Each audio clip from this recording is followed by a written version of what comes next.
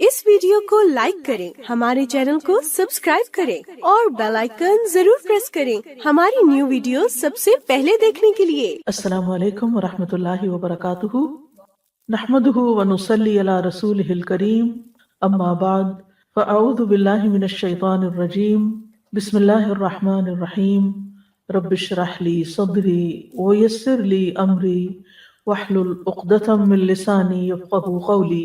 الحمد للہ المحمود بجمیع المحامد تعظیما وتشریفا وثناء، المتصف بصفات الکمال عزتا وقوة وکبریاء، وبہ نؤمل دفع الکروب شدتا وبلاء۔ ہر قسم کی حمد اللہ کے لیے ہے جو تعظیم بجا لانے اور شرف بخشنے اور تعریف کے اعتبار سے تمام تعریفوں کے ساتھ تعریف کیا ہوا ہے، جو غلبے، قوت اور بڑائی کی صفات کمال کے ساتھ متصف ہے، اور ہم اسی سے سختیوں اور آزمائشوں کی مصیبت کے چھٹ جانے میں اپنی آرزوئیں وابستہ کرتے ہیں۔ دعا مانگنے سے پہلے اللہ کی حمد و ثنا کرنی چاہیے، اور اس کی دلیل ہمیں انبیاء علیہم السلام کی دعاؤں میں بھی ملتی ہے۔ وہ دعا جس کے ذریعے یونس علیہ السلام نے اللہ سے مدد چاہی اور مشکل سے نکلے، اس میں بھی اللہ کی تعریف تھی، لا الہ الا انت سبحانک۔ وہ دعا جس کے ذریعے ابراہیم علیہ السلام آگ سے صحیح سلامت نکلے، اس کے اندر بھی اللہ کی تعریف تھی، حسبی اللہ و نعم الوکیل، نعم الوکیل، کتنا اچھا کارساز ہے، اللہ کی تعریف۔ وہ دعا جو نبی صلی اللہ علیہ وسلم تکلیف کے موقع پر مانگا کرتے تھے، اس میں بھی اللہ کی تعریف ہوتی تھی، لا الہ الا اللہ العظیم الحلیم، لا الہ الا اللہ رب السماوات والارض ورب العرش العظیم۔ تو ہمیں زندگی میں یہ اصول بنا لینا چاہیے کہ جب بھی ہم دعا کریں، اور خاص طور پر وہ دعائیں جن کے قبول ہونے کے لیے ہم بہت ڈیسپریٹ ہوتے ہیں، تو سب سے پہلے اللہ سبحانہ تعالیٰ کی تعریف کے کلمات کہیں، اللہ سبحانہ تعالیٰ کے خوبصورت ناموں کے ساتھ اللہ کو پکاریں، اور پھر اس کے بعد دعا مانگیں۔ اور دوسری چیز درود شریف، اللہم صلی علی محمد وعلی آل محمد کما صلیت علی ابراہیم وعلی آل ابراہیم انک حمید مجید، اللہم بارک علی محمد وعلی آل محمد کما بارکت علی ابراہیم وعلی آل ابراہیم انک حمید مجید۔ پروگرام قریب و مجیب کے سلسلے میں آج ہم دشمن سے حفاظت کی دعاؤں کے بارے میں پڑھیں گے۔ دشمن سے حفاظت، تو سب سے پہلی دعا سورۃ الممتحنہ کی دعا ہے جو ابراہیم علیہ السلام نے مانگی۔ ارشاد باری تعالیٰ ہے، اے ہمارے رب، پر ہی ہم نے توکل کیے اور تیری ہی طرف ہم نے رجوع کیا اور تیری ہی طرف لوٹنا ہے۔ اے ہمارے رب، تو ہمیں ان لوگوں کے لیے فتنہ یعنی آزمائش نہ بنا جنہوں نے کفر کیا، اور اے ہمارے رب ہمیں بخش دے، بے شک تو ہی بہت زبردست خوب حکمت والا ہے۔ یہ دعا ابراہیم علیہ السلام اور ان کے ساتھیوں کی دعا ہے جب انہوں نے اپنی قوم سے اظہار برات کرتے ہوئے کہا تھا، انا براء منکم ومما تعبدون من دون اللہ کفرنا بکم وبدا بیننا وبینکم العداوۃ والبغضاء ابدا حتی تؤمنوا باللہ وحدہ۔ بے شک ہم تم سے اور ان تمام چیزوں سے بری ہیں جنہیں تم اللہ کے سوا پوجتے ہو، یعنی ہم بتوں کی عبادت نہیں کریں گے۔ اب جب ان کے درمیان یہ اختلاف واقع ہوا تو پھر انہوں نے کہا، ہم تمہیں نہیں مانتے، اور ہمارے درمیان اور تمہارے درمیان ہمیشہ کے لیے دشمنی اور بغض ظاہر ہو گیا، یعنی اس بنا پر کہ تمہارا دین الگ ہو گیا اور ہمارا دین الگ ہو گیا، ہم تم ایک نہیں، لہذا ابراہیم علیہ السلام کی قوم تو کیا، خود ابراہیم علیہ السلام کے والد ان کے دشمن بن گئے تھے۔ اب ایسے موقع پر کیا کرنا چاہیے؟ جب اپنے بھی پرائے ہو جائیں، جب اپنے رشتہ دار بھی چھوڑ دیں، اپنے والدین چھوڑ دیں، اپنے بہن بھائی چھوڑ دیں، اپنا کنبہ قبیلہ خاندان چھوڑ دیں، اپنے ملک کے لوگ آپ سے دشمنی رکھ بیٹھے، تو پھر انسان ایسے میں کہاں پناہ لے؟ ربنا علیک توکلنا، اپنے رب کی طرف رجوع کرے۔ تو جب بھی انسان کو شدید مخالفت کا سامنا ہو، خاص طور پر دین کی وجہ سے، تو اس کو چاہیے کہ وہ اپنے رب کی طرف رجوع کرے۔ تو یہاں پر ہم دیکھتے ہیں کہ اللہ تعالیٰ اس بات کا ذکر فرما رہے ہیں کہ ابراہیم علیہ السلام اور ان کے ساتھیوں نے ان لوگوں کو جو شرک میں پڑے ہوئے تھے، ان لوگوں سے قول اور فعل سے اپنی برات کا اظہار کیا کہ ہم تمہارے اس کام کو بالکل غلط سمجھتے ہیں، اور اس وقت تک ہم تمہارا ساتھ نہیں دیں گے جب تک تم اللہ وحدہ لا شریک لہو پر ایمان نہ لاؤ، اکیلے اسی پر، اور صرف اس کی عبادت نہ کرو۔ تو اس کے بعد انہوں نے اللہ تعالیٰ کی بارگاہ میں اللہ تعالیٰ کے اچھے ناموں کے ساتھ اللہ کا وسیلہ، یعنی اچھے ناموں اور اچھے اعمال کے ساتھ وسیلہ پکڑا اور اللہ سبحانہ تعالیٰ سے دعا کی۔ تو اس میں آپ دیکھیے کہ ایک تو اللہ سبحانہ تعالیٰ پر وہ توکل کر رہے ہیں اور اس کی طرف رجوع کر رہے ہیں، اللہ توکلنا، ٹھیک ہے، اور اسی کی طرف ہمارا رجوع ہے، وَإِلَيْكَ أَنَبْنَا، اور تیری ہی طرف ہم لوٹ کر آتے ہیں۔ اور دوسری طرف آخرت کے دن پر جو ان کا ایمان ہے، یعنی آخرت کے دن پر ایمان کے اس دن ہماری بخشش فرما دینا۔ تو اس صورت میں انسان جب اپنے ایمان کا وسیلہ دیتا ہے اور اپنے نیک اعمال کا وسیلہ دیتا ہے تو بھی دعا قبول ہوتی ہے۔ جہاں تک ربنا علیک توکلنا کا تعلق ہے تو اس میں دراصل اپنے معاملات کو اللہ کے سپرد کرنا ہے، اللہ سبحانہ تعالیٰ کے سامنے اپنی بے بسی کا اظہار کرنا ہے کہ اللہ میرے ہاتھ میں تو کچھ نہیں، میں تو اپنے آپ کو پروٹیکٹ نہیں کر سکتا، تو ہی مددگار ہے، لہٰذا ہمارے تمام کاموں میں تو ہمارا والی وارث بن جا، چھوٹے کام ہوں یا بڑے کام ہوں، میں نے اپنے تمام معاملات تیرے سپرد کیے۔ اور اس میں آپ دیکھیے کہ آغاز ہو رہا ہے ربنا سے، اے ہمارے رب، یعنی سب سے پہلے اللہ کو اپنا رب ماننا کہ وہی ہمارا پیدا کرنے والا ہے، وہی مالک ہے، وہی خالق ہے، وہی بگڑی بنانے والا ہے، لہذا ربنا۔ اور پھر وَإِلَيْكَ أَنَبْنَا، تیری طرف ہم لوٹتے ہیں، کسی اور کی طرف نہیں جا رہے، ہم مدد کے لیے تجھے پکار رہے ہیں، ہمیں تیری مدد چاہیے، وَإِلَيْكَ الْمَصِيرُ، اور واپس تیری ہی طرف لوٹنا، یعنی قیامت کے دن، آخرت کے دن ہم تیرے ہی پاس آئیں گے۔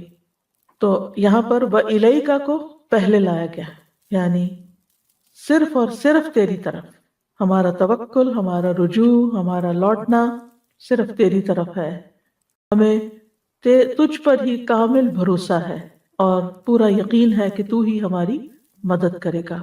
ربنا لا تجعلنا فتنة للذین کفروا، اے ہمارے رب ہمیں ان لوگوں کے لیے جنہوں نے کفر کیا فتنہ نہ بنانا۔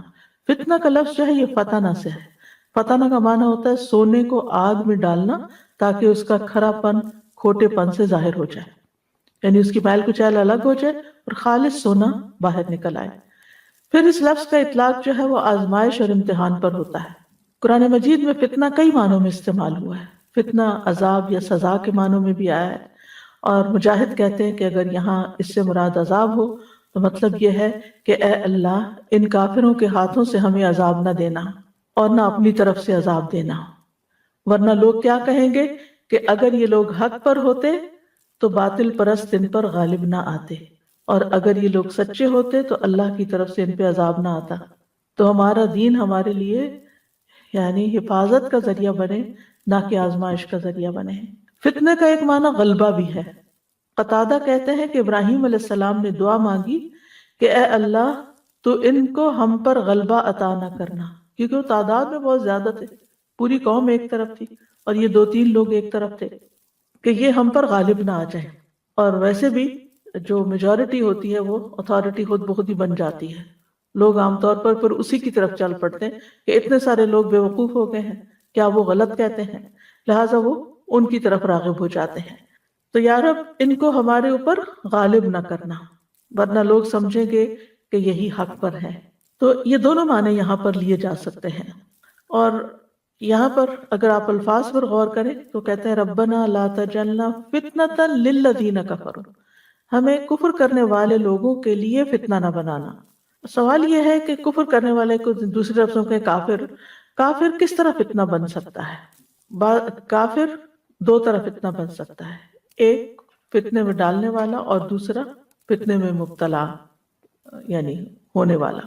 تو مراد یہاں یہ ہے کہ کافر ہم پر مسلط نہ ہو جائے، یعنی وہ فتنہ نہ بنے ہمارے لیے، فتنے میں نہ ڈالے، اور پھر یہ کہ دین پر عمل سے نہ ہمیں روک دیں، یا یہ کہ ہمیں ان سے کوئی خوف نہ ہو۔ اور اسی طرح مسلمانوں کے لیے کافر فتنہ نہ بنے، یعنی ان کی ترقی دیکھ کر، ان کی دنیا کی کامیابی، ان کے مال و متاع دیکھ کر مسلمان جو ہیں ان سے فتنے میں مبتلا نہ ہو جائے، یعنی نہ ہم ان کے لیے فتنہ بنے اور نہ وہ ہمارے لیے فتنہ بنے۔ یعنی ہم ان کے لیے فتنہ کیسے بن سکتے ہیں؟ مغلوب ہو کر، یا یہ کمزور ہو کر، یا اس کے علاوہ جب مسلمان کوئی ایسا کام کرتے ہیں جو اسلام کے خلاف ہوتا ہے تو غیر مسلموں کو یہ کہنے کا موقع مل جاتا ہے کہ ہم اس ایسے دین سے رہے، ہمیں ایسا دین نہیں چاہیے۔ گویا ہم ان کو دین کی طرف آنے یا دین کی سے اٹریکٹ ہونے سے رکاوٹ بن جاتے ہیں، اور یوں ہم ان کے لیے فتنہ بن جاتے ہیں۔ نبی صلی اللہ علیہ وسلم نے بھی ایک دعا مانگی ہے، وَلَا تَجْعَلْ مُصِيبَتَنَا فِي دِينِنَا وَلَا تَجْعَلِ الدُّنْيَا أَكْبَرَ هَمِّنَا، کہ اے اللہ ہمیں ہمارے دین میں کوئی مصیبت نہ دینا، یعنی دین ہمارے لیے مصیبت نہ بنے اور ہم دین کے لیے ایسی مصیبت نہ بنے کہ لوگ دین کی طرف نہ آئیں ہماری بدعمالیوں کی وجہ سے۔ اور ویسے بھی آپ دیکھیں کہ وَالْفِتْنَةُ أَكْبَرُ مِنَ الْقَتْلِ، فتنہ جو ہوتا ہے وہ قتل سے بھی بڑی چیز ہے۔ ایک اور جگہ آتا ہے وَالْفِتْنَةُ أَشَدُّ مِنَ الْقَتْلِ، فتنہ قتل سے بھی زیادہ سخت چیز ہے۔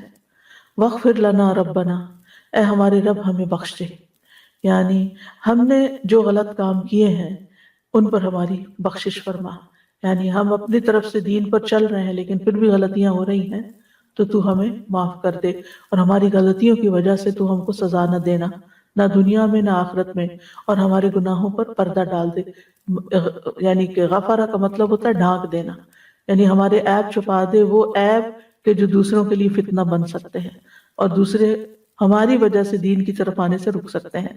اور اس میں آپ دیکھیے کہ اس دعا میں بار بار ربنا کی تکرار ہو رہی ہے، کہ اس سے انسان کے دل کو ایک سکون ملتا ہے۔ یعنی جب انسان اللہ تعالیٰ کو پکارتا ہے اور اللہ کے ناموں کے ساتھ پکارتا ہے تو یہ پکارنا بھی اس کے لیے سکون کا باعث بنتا ہے، اور اسی طرح انسان بار بار اپنی عاجزی کا بھی اظہار کرتا ہے، یا اللہ ہم کچھ نہیں، تو ہی ہمارا رب ہے، تو ہی ہمارے لیے راستہ نکالے گا۔ انک انت العزیز الحکیم، بے شک تو غالب ہے، حکمت والا ہے۔ یعنی ہم تجھ سے کیوں مانگتے ہیں؟ کیونکہ تو ایسی ہستی ہے جسے کوئی شکست نہیں دے سکتا، تو ہی سب پر اوور پاور کرتا ہے اور کوئی تجھے ہرا نہیں سکتا، کوئی تجھ سے جیت نہیں سکتا۔ اور الحکیم، تیرے سارے فیصلے حکمت پر مبنی ہیں، تو جو کچھ کرتا ہے وہ بالکل درست کرتا ہے، اس لیے ہم تیری ہی طرف رجوع کرتے ہیں۔ تو یہاں اللہ تعالیٰ کے غلبے کو حکمت کے ساتھ ملا کر بیان کیا گیا ہے کہ بعض اوقات کسی کے پاس طاقت ہوتی ہے، غلبہ ہوتا ہے اور وہ اس کو مس یوز کرتا ہے، لیکن اللہ سبحانہ وتعالیٰ ایسا نہیں کرتا، وہ اپنے قوت کو، قدرت کو، طاقت کو، قضاء و قدر، ہر چیز کو حکمت کے ساتھ بندوں پر نافذ کرتا ہے۔ تو اس دعا کے اندر بہت سی سیکھنے کی باتیں ہیں۔ پہلی بات یہ کہ مشکل وقت میں اللہ سبحانہ وتعالیٰ ہی کی طرف رجوع کرنا چاہیے۔ جب دنیا والے حالات تنگ کر دیں، زندگی تنگ کر دیں، اور آپ کو اپنے آس پاس کوئی مددگار نظر نہ آتا ہو، آپ تنہا ہو اپنی سوچ میں، اپنے خیال میں، اپنے کام میں، یا غموں کا آپ کے اوپر ایک طوفان آ جائے، یا کسی بھی طرح آپ اپنے آپ کو تنہا یا مصیبت زدہ سمجھے، تو رب کی طرف رجوع کریں، خصوصاً جب دشمن آپ پر غالب آنے لگے، جو آپ کے مخالف ہیں، جو آپ کے حاسد ہیں، جو آپ کے لیے برا چاہتے ہیں، جب وہ آپ کے اوپر چھانے لگے تو پھر آپ یہی دعا پڑھیں۔ پھر دوسرا یہ کہ جب دعا کریں تو اپنے نیک اعمال کو وسیلہ بنائیں، کیونکہ یہ دعاؤں کی قبولیت کا باعث بنتا ہے۔ اور دعا کی مناسبت سے اللہ تعالیٰ کے اسماء حسنی کا ذکر کریں، یعنی اگر کوئی چیز، کوئی راستہ نہیں کھل رہا تو آپ یا فتاح، اے کھولنے والے۔ اسی طرح اگر رزق کی تنگی ہے تو یا رزاق۔ اسی طرح باقی جو اللہ تعالیٰ کے نام ہیں وہ حسب ضرورت، حسب موقع ان کے ساتھ اللہ تعالیٰ کو پکارا جا سکتا ہے۔ پھر یہ کہ ایسے مواقع پر اپنی اللہ تعالیٰ سے اپنی بخشش بھی مانگنی چاہیے، کہ کہیں ایسا تو نہیں کہ ہم اپنے گناہوں کی وجہ سے اللہ کی مدد سے محروم ہیں یا روک دیے گئے ہیں. یعنی اللہ کی مدد تو اور اللہ کی رحمت تو عام ہے، لیکن کس تک نہیں آتی؟ جس کے بیچ میں اللہ اور بندے کے بیچ میں حجاب ہوتا ہے یا رکاوٹ ہوتی ہے، اور وہ حجاب گناہوں کی وجہ سے ہوتا ہے. پھر اسی طرح یہ ہے کہ دعا میں سب سے اہم مقصد جو ہو اس کو پہلے بیان کرنا چاہیے. یعنی جیسے انہوں نے فساد پھیلانے والے لوگوں کے مقابلے میں اپنی حفاظت، نجات اور اپنے دین کی حفاظت کی دعا کی، اور پھر یہ کہ دعا میں بار بار اللہ تعالیٰ کی صفت ربوبیت کی تکرار بھی کی جا سکتی ہے. یعنی بار بار یا رب، ربنا، ربی، یعنی بار بار انسان دعا کے اندر ہر بات کے اندر یا رب یا رب یا رب اس کی تکرار کرے، زیادہ دفعہ بھی اس کو پکارے. اور اللہ تعالیٰ کی جو ربوبیت ہے وہ دو طرح کی ہوتی ہے، ایک عام ربوبیت ہوتی ہے اور ایک خاص ربوبیت ہوتی ہے. عام ربوبیت ساری مخلوق کو حاصل ہے، انسان، جن، چرند پرند، حیوان، فرشتے، اللہ سب کا رب ہے. لیکن خاص ربوبیت اللہ کے مومن بندوں کو حاصل ہوتی ہے جب وہ اللہ کے اس نام کے ساتھ وسیلہ پکڑتے ہیں اور اللہ سے دعائیں مانگتے ہیں تو پھر ان کی دعائیں قبول ہوتی ہیں. اور دعا جو ہے وہ نیک لوگوں کا ہتھیار ہے. یعنی دشمن کے مقابلے میں دعا جو ہے وہ ایک ہتھیار کی حیثیت رکھتی ہے. یعنی جب آپ کے پاس کسی کا مقابلہ کرنے کے لیے کچھ بھی نہیں، آپ خالی ہاتھ ہیں، آپ کمزور ہیں، دعا آپ کو سب سے زیادہ اسٹرینتھ دیتی ہے، آپ کے اندر قوت پیدا کرتی ہے. اور دعا کرتے ہوئے انسان کو وجہ بھی بتانی چاہیے کہ اللہ تعالیٰ میں آپ سے کیوں مانگ رہا ہوں. جیسے میں کہا نا کہ انک انت العزیز الحکیم، ہم تیری طرف اس لیے آئے ہیں کہ تو غالب ہے، تو حکمت والا، تو سب کچھ کر سکتا ہے. حکیم کا ایک معنی حاکم بھی کیا گیا، یعنی حکم تیرا ہی چلتا ہے، اس لیے ہم تیری طرف رجوع کرتے ہیں، تجھ پر بھروسہ کرتے ہیں، کیونکہ ہمارا یہ یقین ہے کہ تو کر سکتا ہے. اسی طرح آپ دیکھیے کہ پیغمبروں کی دعاؤں سے ہمیں یہ پتہ چلتا ہے کہ جب وہ دعا مانگتے تھے تو وہ جزیات کے ساتھ بھی دعا مانگتے تھے. یعنی وہ کس طرح کہ جو ان پر اللہ کی نعمتیں ہوتی تھی ان کا ذکر کر کے. مثلا یوسف علیہ السلام نے دعا مانگی، ربی قد آتیتنی من الملک وعلمتنی من تأویل الاحادیث فاطر السماوات والارض انت ولی فی الدنیا والآخرہ توفنی مسلما والحقنی بالصالحین. اب اس میں آپ دیکھیں دو چیزیں ہیں. سب سے پہلے انہوں نے کہا کہ اللہ تو نے مجھے ملک دیا، یعنی بادشاہت دی، دنیا کی نعمت کا ذکر کیا، بول کے منہ سے کہا. اور پھر وَعَلَّمْتَنِي مِن تَأْوِيلِ الْأَحَادِيثِ، باتوں کی تعویل اور حکمت سکھائی مجھے، خوابوں کی تعبیر کا علم عطا کیا. یعنی علم بھی دیا، بادشاہت بھی دی. یہ دو بڑی نعمتیں تھیں، ان کا ذکر کیا. اور پھر اللہ تعالیٰ کے یعنی صفات کے ساتھ اس کو پکارا، السماوات والارض انت ولی، فاطر اور ولی، انت ولی دنیا والآخرہ. آخر میں اپنی حاجت پیش کر دی، توفنی مسلمن والحقنی بالصالحین. میری دو نعمتوں کا ذکر کیا، دو چیزیں مانگی، توفنی مسلمن، مجھے اسلام کی حالت میں فوت کرنا، اور میری تمنا یہ ہے، والحقنی بالصالحین، اور نیک لوگوں کا ساتھ دینا. کیونکہ یہ بڑی زبردست دعاؤں میں سے، اس سے بڑی انسان کی کوئی خوش قسمتی نہیں کہ اس کی زندگی بھی نیک لوگوں کے بیچ میں ہو اور اس کی موت بھی نیک لوگوں کے بیچ میں ہو. اسی لیے ہم دعا مانگتے ہیں وَتَوَفَّنَا مَعَ الْأَبْرَارِ، کہ اللہ ہمیں نیک لوگوں کے ساتھ فوت کرنا. انسان جب آخری وقت میں نیک لوگوں کے ہاتھوں میں ہوتا ہے، وہ اس کو کلمہ پڑھوائیں گے، وہ اس کو اللہ کا ذکر کریں گے، وہ فضول فالتو باتیں نہیں کریں گے، اور اس طرح اس شخص کا خاتمہ خیر کے ساتھ ہوگا. تو بہرحال کہنے کا مطلب یہ ہے کہ کبھی کبھی جب دعا مانگنی ہو نا تو کہا کر اللہ تو نے پانی پلایا، تو نے مجھے یہ چیز عطا کی، تو نے مجھے یہ علم دیا، مجھے سیکھنے کا موقع دیا، مجھے سکھانے کا موقع دیا، یا رب تو مجھے یہ نعمت بھی عطا کر دے. اور سب سے بڑی نعمت کے حسن خاتمہ، زندگی جیسے بھی گزرے آخری وقت اچھا ہونا ہی خوش قسمتی کی علامت ہے کہ خاتمہ بالخیر ہو. تو یعنی یہ ہماری دعاؤں میں سے خاص دعا ہونی چاہیے. تو دعا میں علت کو بیان کرنا، نعمتوں کا ذکر کرنا، ان نعمتوں پر شکر ادا کرنا، اور پھر اس کے بعد اللہ سے مانگنا، یہ اللہ تعالیٰ کو پسند ہے. اور پھر جو اللہ پہ توکل کرتا ہے اللہ اسے کافی ہو جاتا ہے. قرآن مجید میں آتا ہے وَمَن يَتَوَكَّلْ عَلَى اللَّهِ فَهُوَ حَسْبُهُ، جو اللہ پہ بھروسہ کرتا ہے اللہ اس کے لیے کافی ہو جاتا ہے.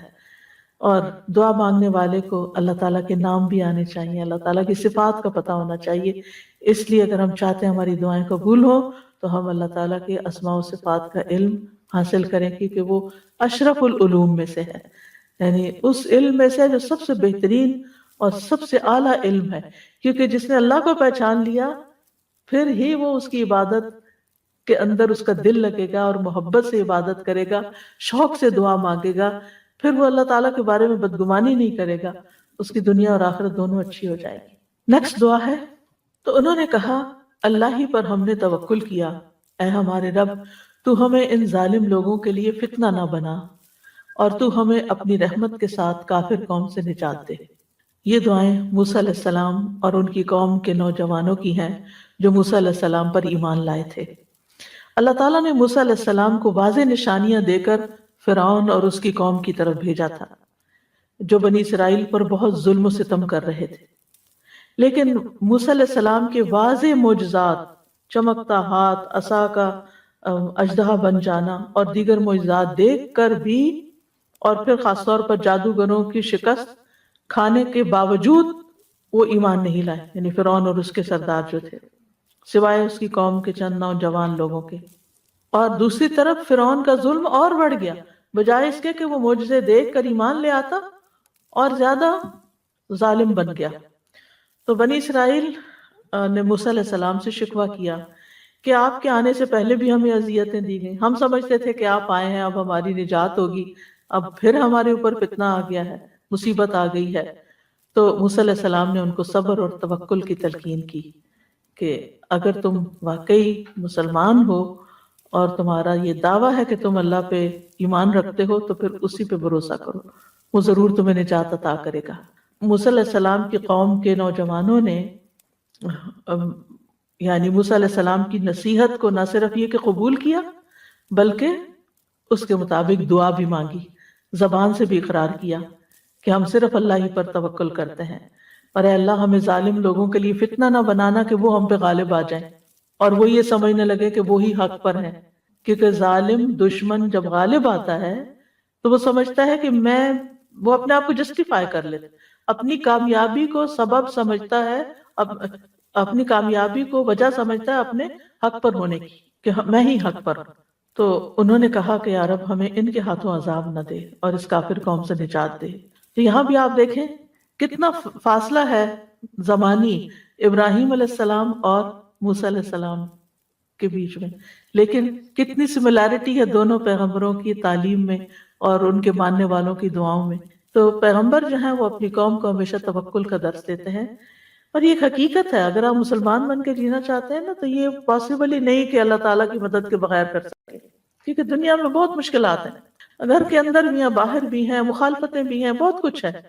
تو جب آپ کا اللہ تعالیٰ کے ساتھ ایک مضبوط رابطہ ہو جاتا ہے تو پھر آپ بے خوف ہوتے ہیں، پھر آپ امن میں آ جاتے ہیں، پھر آپ پرسکون ہو جاتے ہیں کہ کوئی ہے جو میرے معاملات کو دیکھ لے گا. امام ابن قیم کہتے ہیں کہ اللہ پر توکل کرنے کی دو قسمیں ہیں.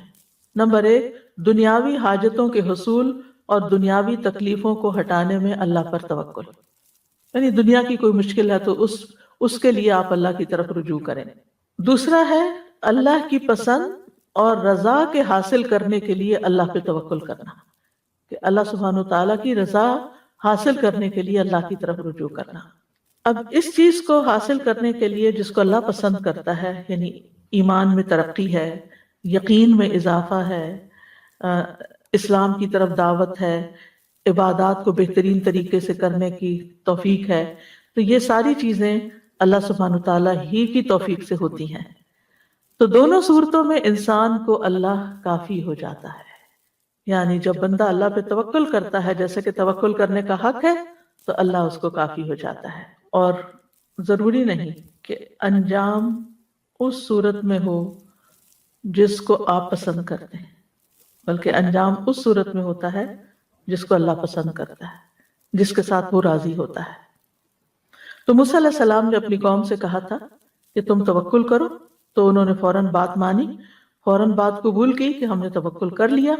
اور یہاں بھی آپ دیکھیں کہ دعا میں جتنی بھی باتیں ہیں ان سب میں سب سے پہلے توکل ہی کی بات کی، توکل کو مقدم رکھا.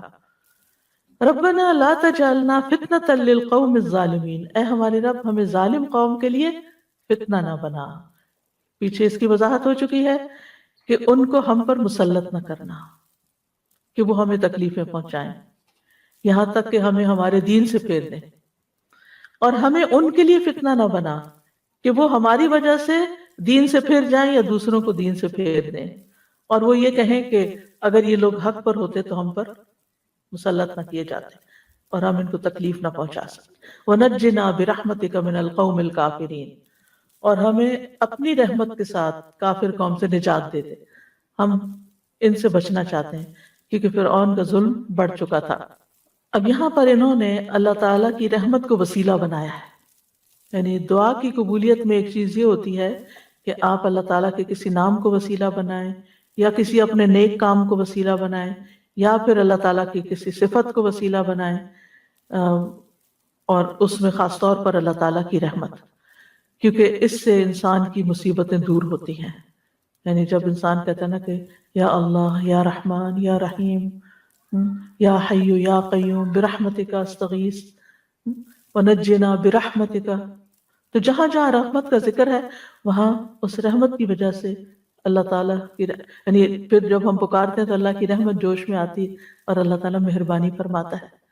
اور اس میں بھی آپ دیکھیں کہ انہوں نے جان کی سلامتی نہیں مانگی کہ یا اللہ فرعون ہماری جان نہ لے لے، بلکہ کیا کہا، ہمیں نجات دے کافر قوم سے، یعنی ہمارے دین کو بچا لے۔ دین کی جو سلامتی تھی وہ مقدم رکھی۔ اگر جان بچ جاتی اور دین سلامت نہیں، جیسے کہ آپ دیکھیں کتنی ہی جگہوں پر آج کے دور میں بھی، اگر آپ کو معلوم ہو کہ چائنا میں مسلمانوں کے ساتھ کیا ہوا، فلپین میں کیا ہوا، برما میں کیا ہوا، اس کے علاوہ روسی جو ریاستیں تھی پہلے مسلمان تھی، یعنی مسلمان ریاستوں پر جب حملہ ہوا تقریباً 20 لاکھ ایک جگہ پر مار دیے گئے، اور جو بچے ان کو کوئی اجازت نہیں تھی کہ وہ اپنے گھر میں قرآن بھی رکھیں یا نماز پڑھیں یا داڑھی رکھیں یا حجاب پہنیں۔ اسپین میں مسلمانوں کے ساتھ کیا ہوا، یعنی یو نیم اٹ، ہم کبھی شکر ادا نہیں کرتے اس امن کی نعمت کا کہ اللہ نے دین اور جان اور ایمان سلامت رکھا ہوا ہے۔ ورنہ آج کے دور میں بھی، اس صدی میں اور پچھلی صدی میں، اگر آپ اس ساری تاریخ کا جائزہ لیں کہ جہاں جہاں مسلمانوں پر جبر کر کے ان کو ان کے دین سے پھیرا گیا اور جو نہیں مانے ان کو ختم ہی کر دیا گیا، تو یہ بڑی اہم دعاؤں میں سے ہے، وَنَجِّنَا بِرَحْمَتِكَ مِنَ الْقَوْمِ الْكَافِرِينَ۔ تو اس دعا سے ہمیں یہ پتہ چلتا ہے کہ توکل جو ہے وہ ایمان کا تقاضا ہے۔ اگر آپ کا اللہ پر توکل ہے تو اس کا مطلب ہے کہ آپ کے اندر ایمان ہے، اور دعا کرنا جو ہے یہ توکل کے منافی نہیں کہ ہم نے اللہ پہ بھروسہ کیا تو بس، نہیں، ہم نے بھروسہ کیا ہے لیکن اس کے ساتھ ہم اللہ کی رحمت کو، اللہ کو پکارتے ہیں اس کی رحمت کا واسطہ دیتے ہوئے۔ اور دعا میں ربنا علی اللہ توکلنا، اللہ پر ہم نے توکل کیا، تو یہ توکل کرنا ایک عبادت ہے، دل کی عبادت ہے، یہ عبادت کا ایک وسیلہ دے رہے ہیں کہ اللہ چونکہ ہم نے تجھ پہ توکل کیا ہے لہذا تو ہمیں دشمنوں سے نجات دے۔ اور ویسے بھی یہ کہ فتنوں سے پناہ مانگتے رہنا چاہیے کہ اللہ تعالیٰ ہمیں عافیت میں رکھے اور کسی فتنے میں مبتلا نہ کرے، کیونکہ فتنہ انسان کے دین، ایمان، ہر چیز کے لیے نقصان دہ ہوتا ہے۔ کبھی بھی فتنوں میں نہ کودیں۔ نبی صلی اللہ علیہ وسلم کی دعاؤں میں سے تھا نعوذ باللہ من الفتن ما ظہر منہا وما بطن، ہم اللہ کی پناہ لیتے ہیں فتنوں سے بچنے کے لیے، جو ظاہری ہیں اور جو چھپے ہوئے ہیں، ہر طرح کے۔ اس دعا سے بھی یہ پتہ چلتا ہے کہ مومن کے اوپر جب حالات مشکل ہو جاتے ہیں تو اس کا طرز عمل کیا ہوتا ہے، اور وہ کس طرح اللہ تعالیٰ کی طرف رجوع کرتا ہے اور اللہ کے ہاں پناہ لیتا ہے۔ اور اس میں اس دعا کے ساتھ بھی مشابہت ہے جو نوح علیہ السلام نے مانگی تھی، رب ان قومی کذبونی فافتح بینی وبینہم فتحا ونجنی ومن معی من المؤمنین۔ اے میرے رب، بے شک میری قوم نے مجھے جھٹلا دیا ہے، پس تو میرے درمیان اور ان کے درمیان فیصلہ کر دے، کھلا فیصلہ، اور مجھے اور میرے ساتھ جو ایمان والے ہیں انہیں بچا لے۔ تو یہ نوح علیہ السلام کی دعا بھی اس دعا سے ملتی جلتی ہے، جس میں وَنَجِّنَا مِنَ الْقَوْمِ الظَّالِمِينَ، تو انہوں نے کہا تھا وَنَجِّنِي وَمَن مَعِيَ مِنَ الْمُؤْمِنِينَ۔ اب سوال یہ پیدا ہوتا ہے کہ ہمارے دشمن کون ہیں؟ تو سب سے بڑا دشمن تو شیطان ہے، ٹھیک ہے نا، شیطان کے وسوسے اور شیطان کی چالیں جو انسان کو کسی نہ کسی طرح اپنے گھیرے میں لینے کی لیتی رہتی ہیں. تو اللہ تعالیٰ قرآن مجید میں فرماتے ہیں ان الشیطان لکم عدو فاتخذوہ عدوا، بے شک شیطان تمہارا دشمن ہے، تم اسے دشمن سمجھو. اس دشمن کو پہچاننا بھی ضروری ہے اور اس سے بچنا بھی ضروری ہے.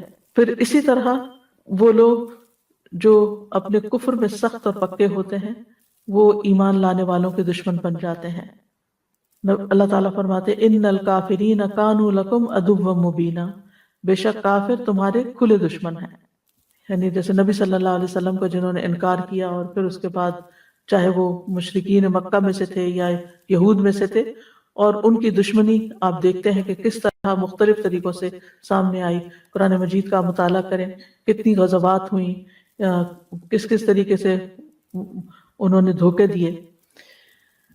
پھر اسی طرح آپ دیکھیں کہ منافقین جو ہیں وہ مومنوں کے دشمن ہوتے ہیں. قرآن مجید میں آتا ہے سورۃ المنافقون میں ہم العدو فاحذرہم، وہ دشمن ہے ان سے محتاط رہیے، یعنی بچ کے رہیے. یعنی دشمن وہ ہوتا ہے جو ایک وہ ہوتا ہے جو سامنے آ کے حملہ آور ہوتا ہے، ایک وہ ہوتا ہے کہ جو چھپ کے حملہ کرتا ہے جس سے انسان امن میں نہیں رہ سکتا، اس سے محتاط رہنا ضروری ہوتا ہے. اور پھر یہ ہے کہ کچھ ایسے ہوتے ہیں جو بظاہر آپ کے دوست بنے ہوئے ہوتے ہیں لیکن اندر سے وہ آپ کو کاٹ رہے ہوتے ہیں.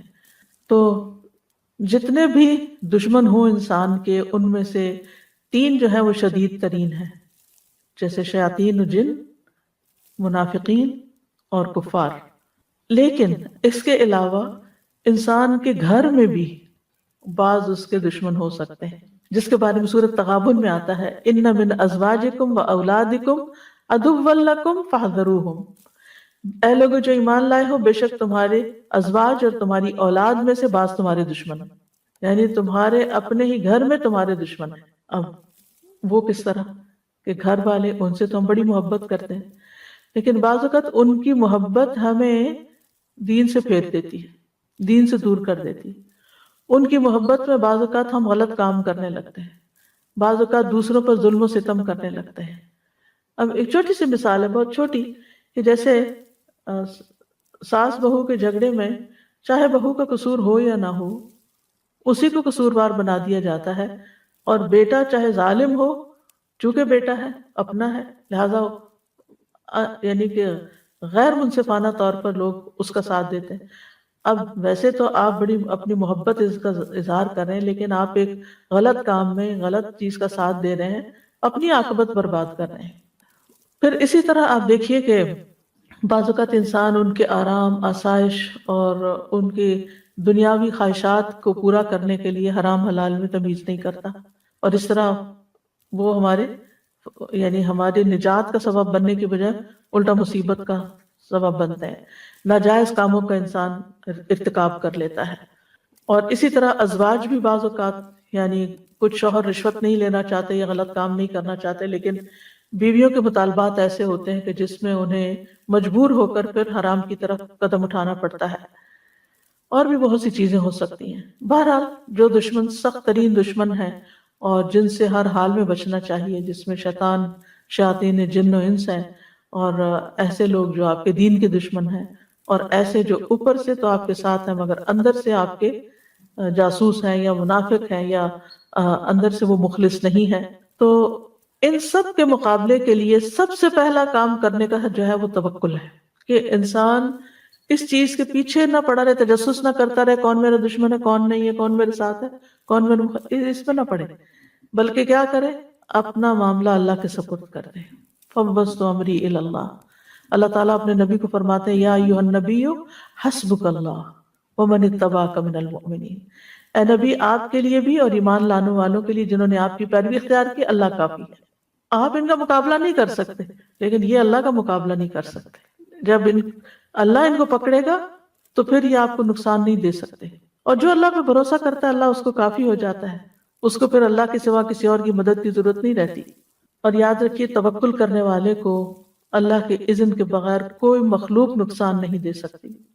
قُلْ لَن يُصِيبَنَا إِلَّا مَا كَتَبَ اللَّهُ لَنَا هُوَ مَوْلَانَا وَعَلَى اللَّهِ فَلْيَتَوَكَّلِ الْمُؤْمِنُونَ، ان سے کہیے ہمیں اگر کوئی مصیبت آئے گی تو بس وہی جو ہمارے مقدر میں لکھی ہے، وہی ہمارا سرپرست ہے، اور مومنوں کو اللہ ہی پر توکل کرنا چاہیے۔ پھر آپ دیکھیں واللہ خیر حافظا، دوسری چیز انسان کو یہ سمجھ چاہیے، حفاظت اللہ ہی کی حفاظت ہے، اور اللہ تعالیٰ بہترین حفاظت کرنے والا ہے، جیسا کہ یعقوب علیہ السلام نے اپنے بیٹوں کے بارے میں فرمایا تھا۔ یوسف علیہ السلام کی حفاظت کس نے کی؟ موسیٰ علیہ السلام کی حفاظت کس نے کی؟ جب ان کی ماں نے انہیں کاسکٹ میں ڈال کے دریا کے سپرد کر دیا تھا، کس نے حفاظت کی؟ اللہ نے حفاظت کی۔ یوسف علیہ السلام کو گہرے کنویں میں پھینک دیا گیا، اللہ نے کس طرح بچایا؟ اتنی اوپر سے کوئی چھلانگ بھی لگائے نا خود سے بھی تو حشر ہو جائے بندے کا۔ کہاں یہ کہ انہیں پکڑ کے پھینک دیا گیا کہ انہیں پتہ نہیں کہ وہ کہاں گر رہے ہیں، کس نے بچایا؟ کوئی ہڈی پسلی نہیں ٹوٹی، کوئی خراش تک نہیں آئی، اللہ نے بچایا۔ پھر ایک لمبی جدائی کے بعد ان کی واپسی ہوئی، اتنے 40 سال کے بعد واپس لوٹے تھے، یعنی ان کے والد، تو کس نے ان کو بچایا؟ اللہ نے بچایا۔ 40 سال ماں باپ کے بغیر، اپنی فیملی کے بغیر، مسلمانوں کے بغیر، یعنی وہ جس ملک میں تھا وہاں کوئی مسلم نہیں تھے، کوئی مسجد نہیں تھی، کوئی لیکچر نہیں تھے، کوئی ماحول نہیں تھا، کچھ بھی نہیں تھا، لیکن اپنا ایمان کیسے سلامت رکھا؟ وہاں بھی انہیں یاد تھا کہ وہ کس کی اولاد ہیں، اور انہیں یاد تھا کہ وہ ان کا دین کیا ہے، اور وہ سارے ماحول کے باوجود ایمان پر ہے۔ زلیخا کے شر سے انہیں کس نے بچایا؟ لولا ان رأى برہان ربی، اللہ نے بچایا۔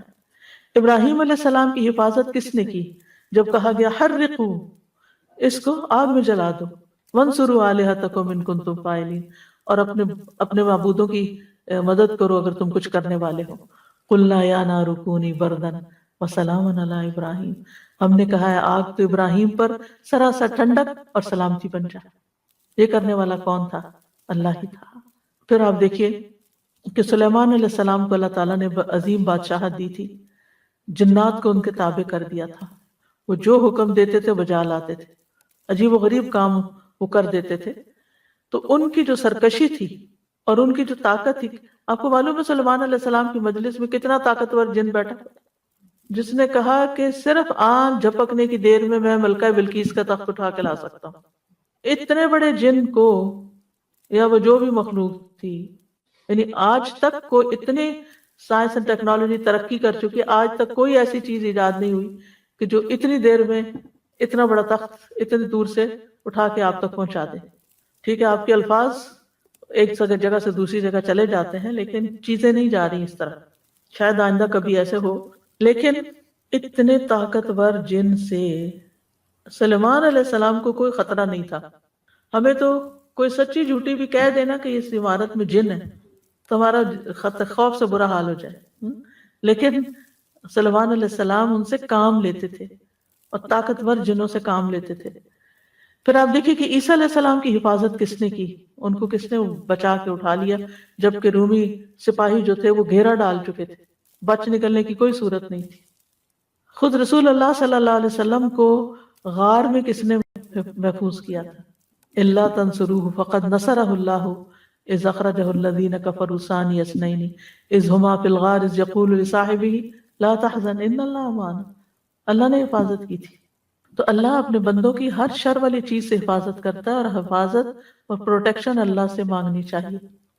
پچھلے دنوں ایک قصہ سننے کا اتفاق ہوا، اس کی صداقت تو اللہ ہی بہتر جانتا ہے، لیکن جو شخص بیان کر رہا تھا وہ بہت ہی یقین اور صداقت کے ساتھ کہ کس طرح امریکہ میں ایک تبلیغی جماعت آئی، اور وہ پیدل جماعت تھی، تو وہ کہیں نہ کہیں کسی کھلی جگہ ٹینٹ لگا لیتے تھے رات کو، اور پھر کبھی مسجد میں اور لوگوں کو اسلام کی دعوت دیتے تھے۔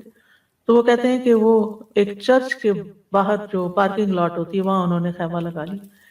تو یہ جو نریٹ کر رہے تھے فرسٹ ہینڈ سٹوری، یہ کہتے ہیں کہ میں نے جب دیکھا تو میں سخت پریشان ہو گیا، کیونکہ وہاں کا قانون یہ اجازت دیتا ہے کہ اگر کوئی ٹریس پاس کرے یا کوئی آپ کی پراپرٹی میں بغیر اجازت کے آ کے بیٹھ جائے تو آپ اس پہ گولی چلا سکتے ہیں۔ تو کہتے ہیں کہ جب جو ہی مجھے پتا چلا تو میری ٹانگیں کانپ رہی تھی، اور میں فوراً پہنچا کہ آپ جلدی یہاں سے اٹھیں ورنہ آپ کی جان خطرے میں ہے۔ کہتے ہیں کہ جو ان کا لیڈر تھا وہ بڑے سکون اطمینان کے ساتھ بیٹھا رہا، مسکراتا رہا، اور اس نے کہا کہ آپ بھی آئیں بیٹھیں کھانا کھائیں، کچھ نہیں ہوتا، اللہ کی زمین ہے اور ہم اس پہ بیٹھے ہیں۔ تو خیر اس کے بعد یہ ہوا کہ وہی بات ہوئی کہ 3-4 ٹرک آ گئے، بہت سارے لوگ آ گئے، انہوں نے گولیاں برسانی شروع کر دی، اور یہ جو صاحب تھے اندر، یہ دیکھنے والے بھی اور جو جماعت تھی، انہوں نے صرف یہ دعا پڑھی، وَجَعَلْنَا مِن بَيْنِ أَيْدِيهِمْ سَدًّا وَمِنْ خَلْفِهِمْ سَدًّا فَأَغْشَيْنَاهُمْ فَهُمْ لَا يُبْصِرُونَ۔ کہتے ہیں کہ ساری گولیاں کہیں اور ہی چلی گئیں، ایک گولی ان پہ نہیں پڑی۔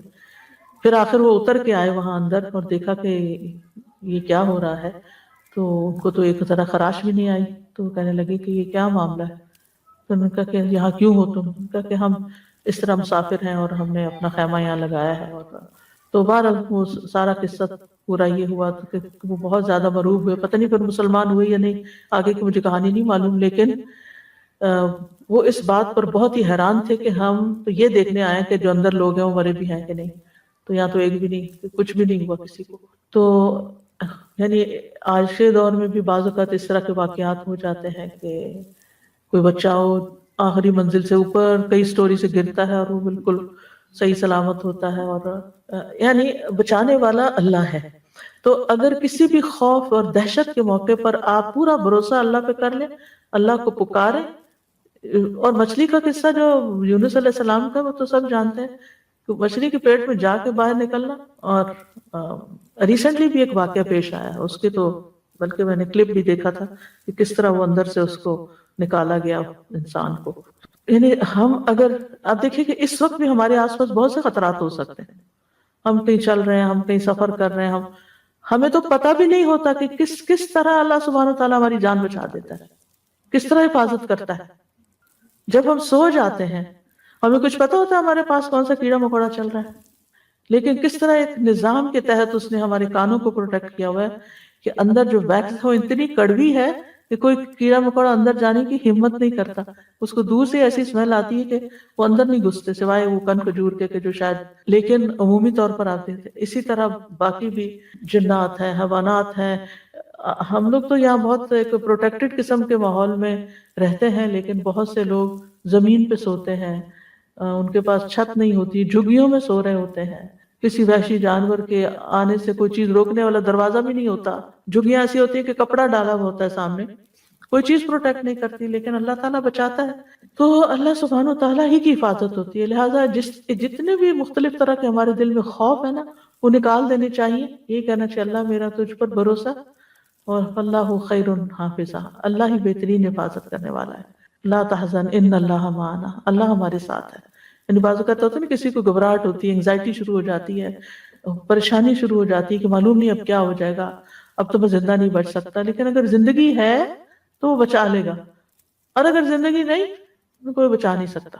بعض لوگوں کو سانپ کاٹ جاتا ہے اور وہ نہیں مرتے کیونکہ اللہ بچاتا ہے، ابھی زندگی ہے۔ بعض لوگ آپ دیکھیں کہ کتنی دور تک بیماری میں چلے جاتے ہیں کہ ڈاکٹر جواب دے دیتے ہیں اور زندگی ہوتی ہے تو پھر سانس پڑ جاتے ہیں، پھر لوٹ آتے ہیں۔ قرآن مجید میں آتا ہے لہو معقبات من بین یدیہ ومن خلفہ یحفظونہ من امر اللہ، ہر شخص کے آگے اور پیچھے اللہ کے مقرر کردہ نگران ہوتے ہیں جو اللہ کے حکم سے اس کی حفاظت کرتے ہیں۔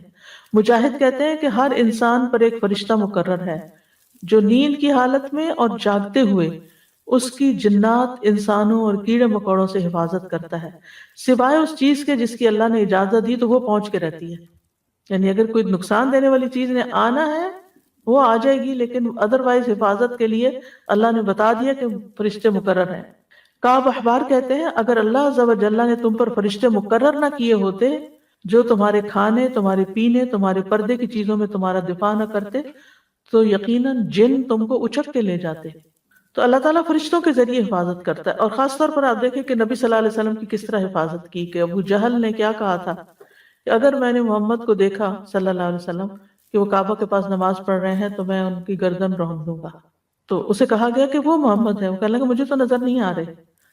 تو رسول اللہ صلی اللہ علیہ وسلم نے فرمایا اگر وہ ایسا کرتا تو فرشتے سب کے سامنے اسے پکڑ لیتے، اور جب اسے بتایا کہ کس ڈائریکشن میں اور اس نے آنے کا ارادہ کیا تو اس کو آگ نظر آئی وہاں سامنے، تو وہ کوئی نقصان نہیں دے سکا۔